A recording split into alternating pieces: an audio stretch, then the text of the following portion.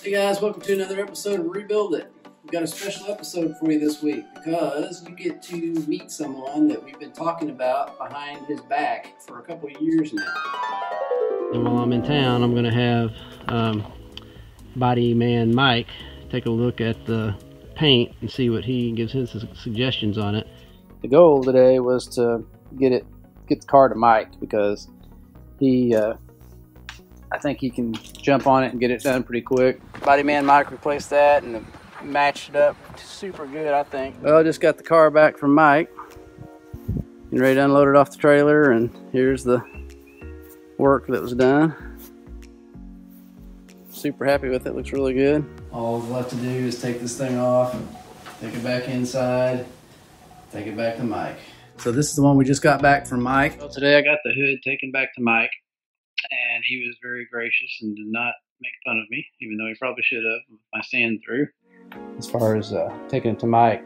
Also, we got the hood back from Mike's the second time. I'm done with it. I'm tired of it. I don't have time to do just this one thing 14 times. I'm taking it to Mike. I talked to Body Man Mike, and he's going to paint the hood and both fenders and the bumper. Mike really did a good job on this back right here. And then hopefully by the end of the video, towards the end, we'll have panels back from Body Man Mike. This side was the one that was hit. So, and there was dings and stuff on this thing, and Mike pretty much had to paint. I think he said he painted the whole Jeep except for one panel, maybe. Looky there, boys. Don't see any kind of wrinkles. Our Body Man Mike was right. And have that part done when we get it back from Mike, and that's one less thing we'll have to do. So that thing, I just gotta strap it down. It'll be ready to take the Mike's, and Mike did a super job on it because I don't know if you guys remember what this looked like, but it was terrible. That's right, the famous Body Man Mike, or infamous Body Man Mike, texted me last night and told me that he's ready for the body panels from the vet. So we're going to take him the hood, the fenders, and the front bumper cover over in the morning and let him do his magic on it. And Body Man Mike's real name is Mike Umfleet. He owns Umfleet Auto Body in Piedmont, Missouri. And I always call him Body Man Mike, although he prefers Mike the Body Umfleet. Although there's certain things I just won't say.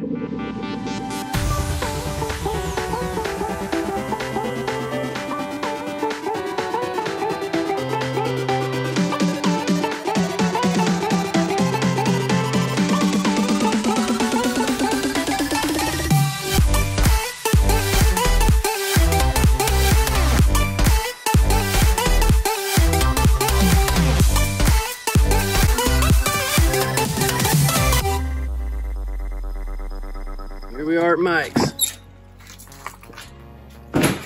Body Man Mike, where are you?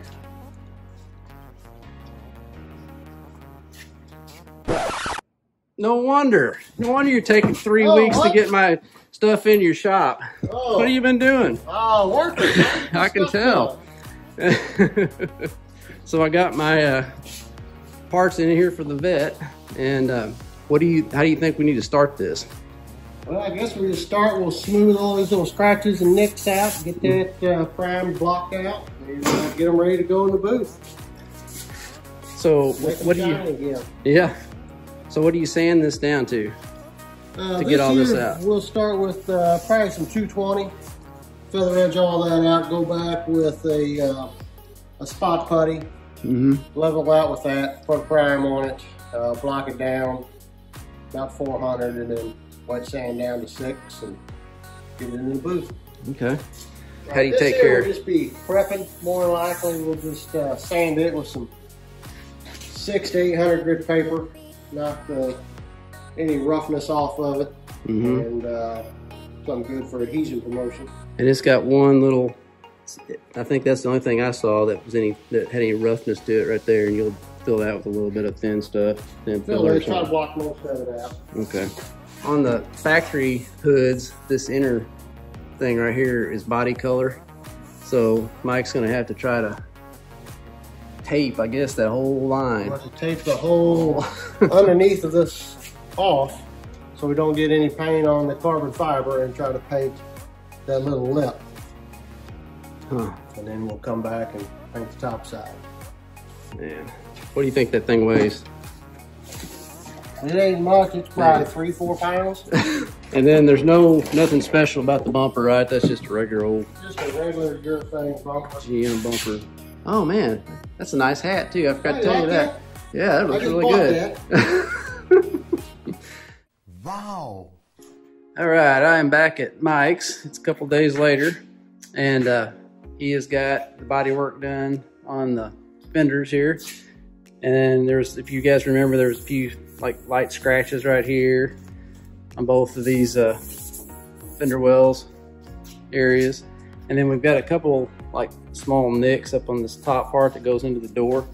And so Mike gave me the option of painting all this one color and then blending into the doors, or kind of going for a little gamble and blending this out and trying to keep this color here so that he blends in and stops right here, and so that we have a smooth transition to the door. And hopefully that works. If not, we'll have to bring it back and blend into the door, blend the doors, have the actual car here. So we're going to try this and hopefully it works, because there's just a couple little spots, so hopefully we won't be able to tell it once it gets done. And then you see we've got that one corner piece right here finished, and there's a few over these low spots, Mike, or something. Nicks and little nicks. Coating on that. Okay, so Mike's going around through here now and scuffing up this edge where he's getting ready to tape and paint this little paint in the rear right here all the way around.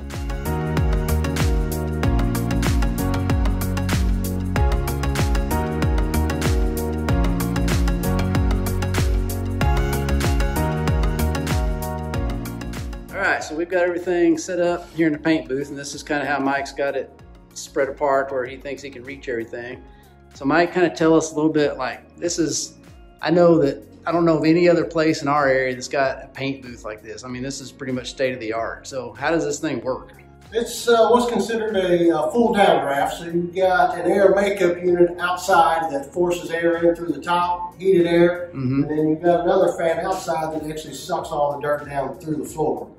And it'll actually make positive pressure in the booth to kind of push everything away from what you're doing, keep dirt to a minimum, hopefully. So when you're spraying, can you actually see it get sucked down through the floor, the overspray? You'll be here spraying and you'll actually see it. Your fog will stay in this general area for the most part.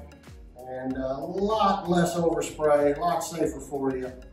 So and a lot better paint job. So the whole ceiling pretty much is a filter then? The whole ceiling is a filter. Both these rows are nothing but filter. Okay. Outside there is an air makeup unit, what they call it. It's a 1.5 million BTU furnace. Woo. It's just going to heat the air, push it in here. Man, and, I bet that sucks the gas out. Feral gas likes it. Yeah, I bet. Okay, so Mike's taping this little black rubber piece like it's right there. And what are you doing there to... Okay, we're going right on the edge and giving it a back tape. That way when we paint right up this line with the folded over, we'll give a soft edge and you won't see a tape line. Just to make it disappear right there. You guys may have seen me try to do that before in my shop, and that never works for me, but almost paint never works. Paint of any kind never works for me.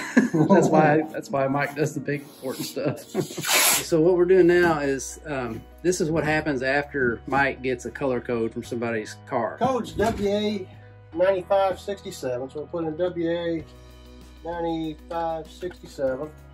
And I want to know the make, which of course Chevrolet, model Corvette, and it was a 2010. We'll just hit search and it'll go through its database and find out which ones are available. We got Arctic White. Click on it. And there it will show us all the alternates that are offered for that particular color. So this one here on our alt deck, we're going to have 5 different alternates with spray out cards and 2 of them without. So okay, so what does that mean? Like, so when you get a paint coat off a car, you don't just go in there and mix the paint code color, right?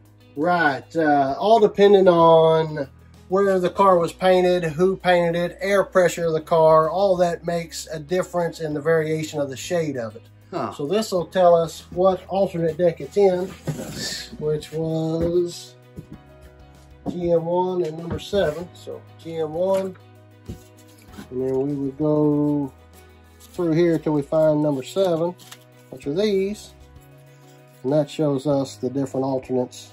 Wow. For that car. So that car was painted in depending on the place and all sorts of other variables. It could have been any of those same whites, even any of those same whites, but also this same color have been used for multiple years. This color might have been out for 20 years on different makes and models of cars. Mm-hmm.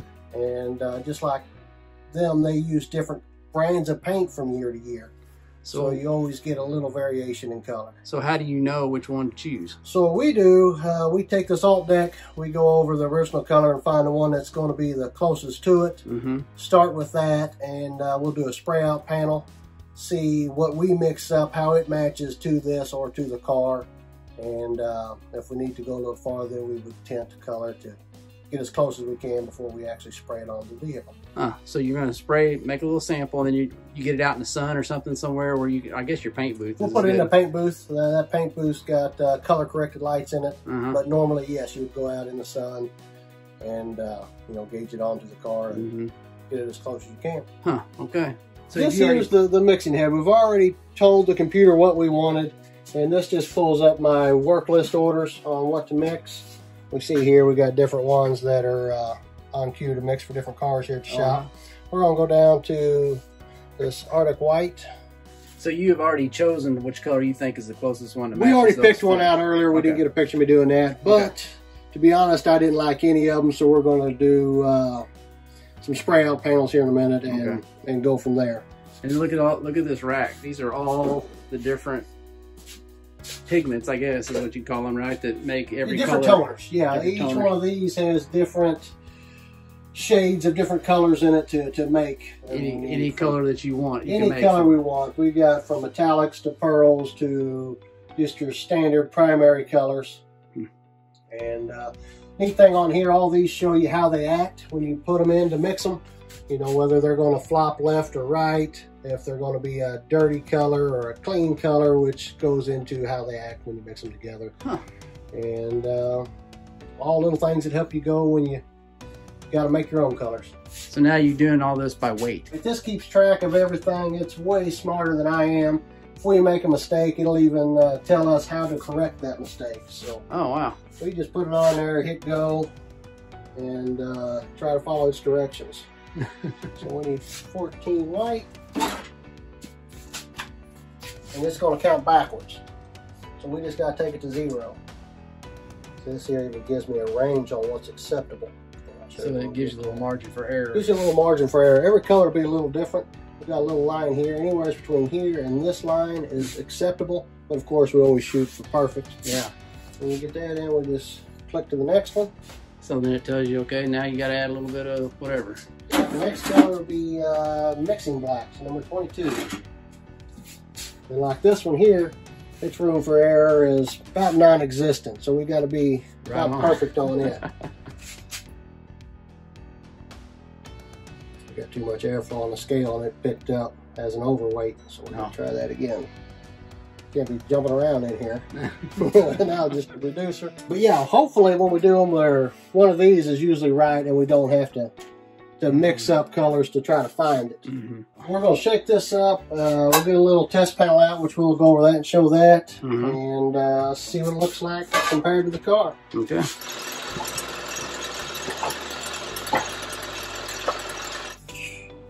Looking pretty close, maybe just a hair too bright, but we'll do our spray out panel and see. White is one of the hardest colors to match. Every little speck of a different color in it changes its color. So it's also one of the easiest to blend. So we can take a yellow white and put it in with a blue white and blend it and you won't see no difference. But since we're trying to match right up to the door, we want to get as close as we can. Yeah. What we got here is just a little test panel. Made up. It's nothing more than just Axel Nobel makes them. Just a little metal card with a black strip down the middle so you can see when you've got the right amount of coats. Just tape it to a stick. And go in there. Start spraying it. Okay.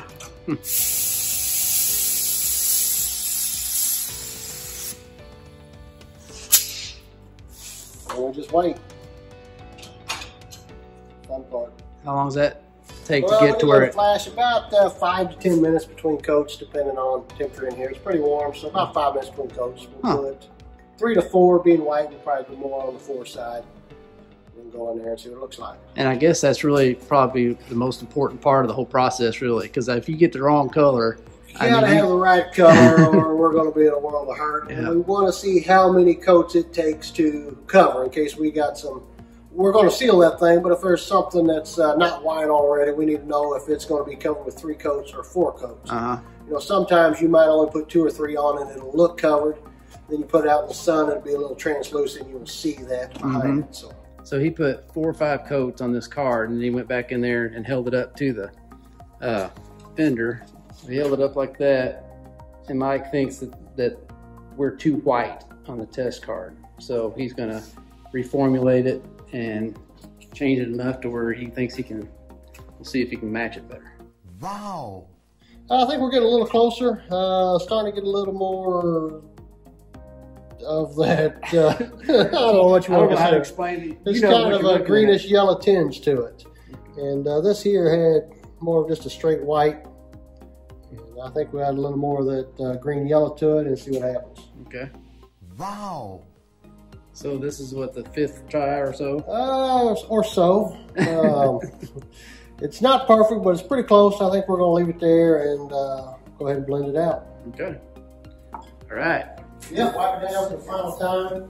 It's final clean is just a wax and grease remover solvent, basically. Get the rest of our fingerprints, all the grease off of it. We'll come back and tack rag it, get all the little dust off of it, and be ready to spray. Okay. Okay, Mike's going to come in and do sealer on the hood and the bumper and the repaired spots on the fenders. And I'm sure he's going to turn on this paint booth fan, so it's going to be really loud, so you're probably not going to be able to hear me. So I'll just get some shots of him doing that.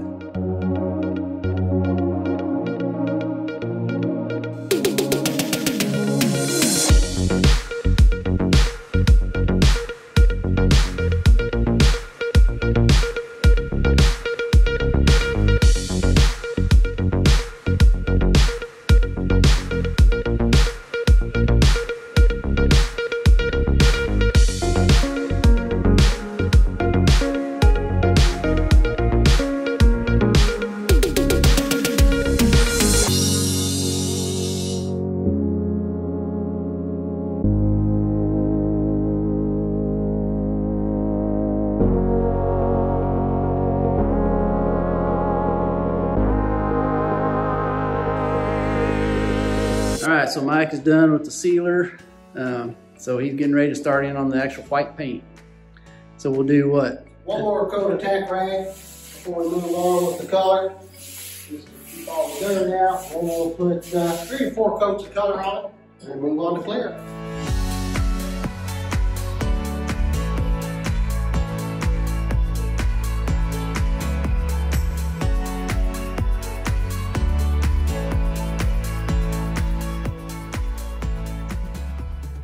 All right, this is the last tack rag we're doing before the clear. So in just a second, we'll be showing some shiny stuff going on.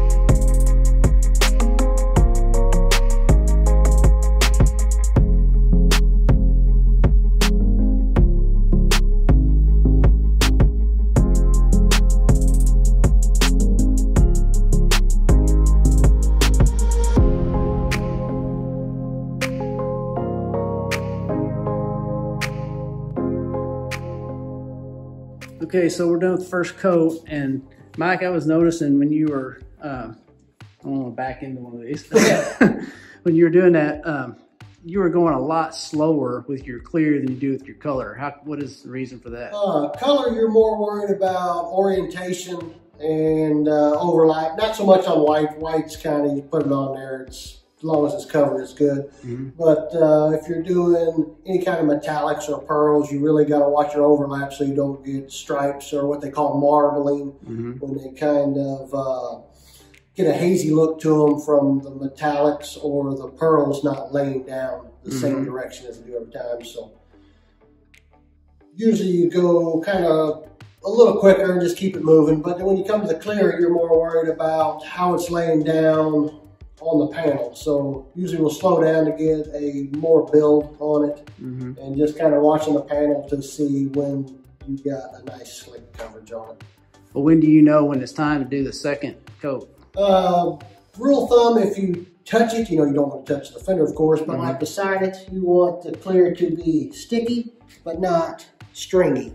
So here we can touch it and come up, and it's not stringing up with me, so we know we're good to go on with the second coat. So you're ready right now? We're ready right now. Okay. Wow. All right, so we got the final coat on there. What's the next step? Next step is we let it dry. For how long? About 8 hours, 8 to 10 hours. We'll get back in here tomorrow and start nibbing out any of the imperfections, do a little wet sand and buffing, make them back nice and shiny, and give them back to you. So next week sometime I should be able to pick them up, and I hope so. Pay you a bunch of moolah. And I like moolah. All right. Folding cash. Folding cash. Folding cash. Folding cash. Well, Mike, I really appreciate it. Hey, thank you. Thanks, man. You helped me again. Good luck on your rebuild. Thanks. Do you want to look as good as Mike the Body Umplete, even when you're asleep? Well, now's your chance. Rebuilded hats are back for sale at our new eBay store. We've swapped suppliers so the quality is better and the prices are cheaper just for you. Stop by the description below at the end of the video and get yourself one today. Well, I hope you guys enjoyed this episode of Rebuild It. It was fun getting to have Bodyman Mike on the episode, and we hope we can talk him into being into some future episodes. That'd be fun too. And if you did enjoy it, just give us a thumbs up down below. Make sure you comment. Tell us your thoughts and things that you liked, didn't like about the video. And make sure you hit that bell below so that you'll get notified every time we get a new video out. We'll see you next week. And always remember, don't retire it if you can rebuild it. See you guys next week. Thanks so much, guys, for tuning in and watching this week's episode of Rebuild It. Make sure you subscribe so you don't miss out on any awesome content. Have a good one.